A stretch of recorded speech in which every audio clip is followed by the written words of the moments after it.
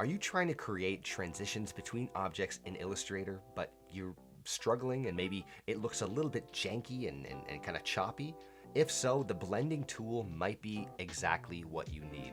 This is actually a very powerful tool in Adobe Illustrator that can make your work a lot more polished and professional looking, because this is a very powerful tool that can help you with your process and can help you dig a little bit deeper in your designs.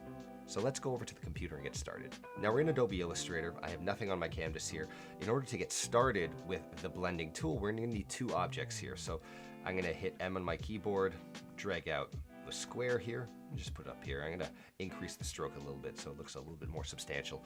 I'm also gonna add some fill to it. I'm gonna make it white on the inside, just so we can see that transition and we can see some things overlap as well. I'm gonna drag this off. I'm gonna hold down Option to copy it. I'm going to select both of these objects. Now you can either hit Command A or Control A to select everything that is live on your screen. And with those two things selected, I'm going to go to the top here, go to Object, Blend, Make. And the very first thing you'll see is nothing. It's going to add one square between things because the transitions happened and it's very simple right now. So we're going to have to adjust some of the settings there. So go up to Object again, go down to Blend, Blend Options.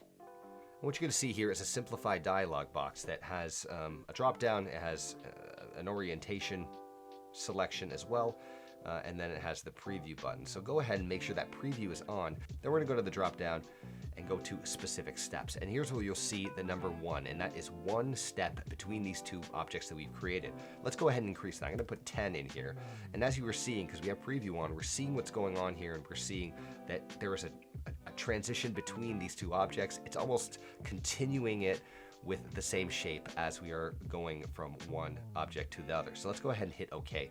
Now here's where the magic happens. When you go ahead and try to move it, it's going to move around as a group here, but when you double click it, because it's grouped together, you can actually move one of the objects and you see that it's moving with the other object, almost moving as that path is being moved around. It's not going to break the path. It's going to keep transitioning based on where you move that object. And the same is true if you go ahead and scale one of the objects as well. So let's say we scale this one down, you'll see that that also affects that transition. What if we change the shape altogether? We can grab these corners and round it off a bit. You see it does get a little bit janky there, but that's okay. You get the point where we're going here. So that is one way you could go ahead and do it. Now these don't have to be shapes. These can also be just standard pen strokes. So if I go down, I just start again, and maybe I just use my pen tool to create a pen stroke there. Then I create another one here that's a little bit pointier. And then I select both of these. Again, I'm going to go up to Object, Blend, Make, and there you see a transition between the two, and gradually it gets to the pointy pen stroke on the right-hand side. There's a lot of handy things you can do with the blending tool to also discover other elements of your branding or design process that might be helpful. For instance, let's say we wanted to create a color palette. I'm going to create a shape here. I'm going to create a rectangle here, go to my swatch library, the fill. Then I'll copy this one over, and let's just say I choose something else, like maybe maybe I choose a nice blue, right? If I select both of these and I go to Object, Blend, Make, this first thing you'll see is something that looks a little bit like just a smooth transition, like almost like a gradient between the two colors. Now, that's totally fine. Let's go ahead, go to Object, Blend Options, and here's where we can change that back to steps. And if you just change it to maybe 4, and that's going to be 4 in between these two colors, there you have a different set of colors that you can choose from. You got to zoom in a little bit closer, and maybe that's not the best color that you wanted. Maybe you wanted something a bit more monochromatic. Maybe you wanted something a bit darker. You can start to see that it gives you some steps or some different levels of darkness or different hues between these two colors.